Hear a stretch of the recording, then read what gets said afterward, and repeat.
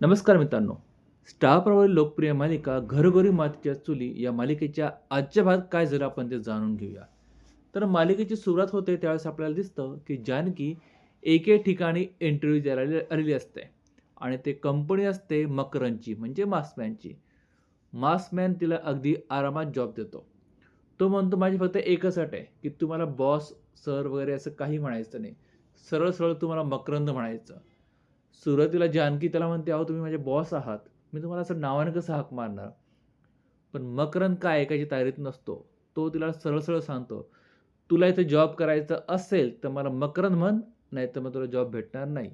तिला जॉबची गरज असते. ती बिचारी लगेच हो म्हणते आणि तिथून बाहेर पडते.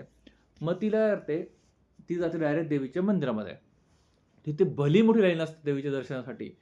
त्या लाईनमध्ये उभी राहते आणि तेवढ्यात सारंग, ऋषिकेश आणि सुमित्रा आई तिथे येतात.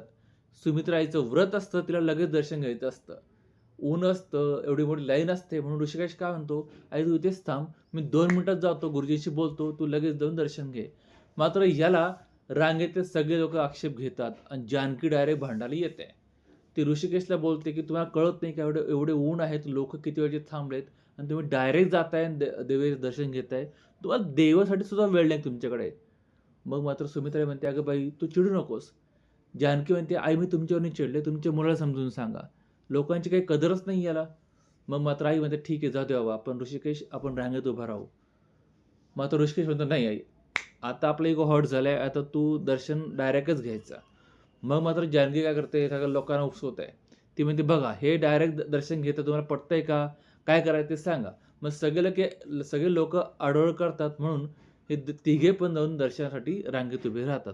पण जाताना ते टोमणा मारतात जानकीला, की अशी मुलगी कुणाच्या घरी सून आणि कुणाच्या घरी बायको म्हणून तर येऊच नाही बाबा. मग होतं काय मित्रांनो, इथं ऋषिकेश तर भारी असतो. तो काय करतो, मंदिरात जातो, तिथल्या माईकवरून तो अनाउन्समेंट करतो, की देवीचं दर्शन 2 मिनिटात बंद होणार आहे. ज्यांना दर्शन घ्यायचं नाही डायरेक्ट गाभाऱ्यात या, रांगेत उभं राहायची गरज नाही. मग काय जानकी सोडून सगळे जातात दर्शन घ्यायला. मग ऋषिकेश जानकीसमोर येऊन पुन्हा मिरवायला लागतो. पुढे आपल्याला दिसतं, की ऋषिकेश, सौमित्र, सारंग आणि सुमित्रा आई घरी येतात आणि सुमित्रा आई त्या जानकीविषयी बोलत असते. नाना हे ऐकतात. नानाला कळतं, की कोणीतरी मुलगी ह्या तिघांना भांडली आहे. ते त्या मुलीची बाजू घेतात आणि ते म्हणतात, "तुम्हाला कळत नाही का? बिचारे लोकं रांगेत उभे होते, ऊन ऊन होतं आणि तुम्ही डायरेक्ट जाताय, मलाही पटलं नाही. ती मुलीने अगदी योग्य केलंय." म्हणून ते सुद्धा जानकीची बाजू घेतात. मग मात्र आपल्याला दिसतं, की जानकी तो पेढ्याचा बॉक्स घेऊन ती राहते त्या काकांच्या घरी येते. काकांना पेढं येते. काकूंसुद्धा पेढं येते. म्हणजे काकू भलत्या चिडले असतात.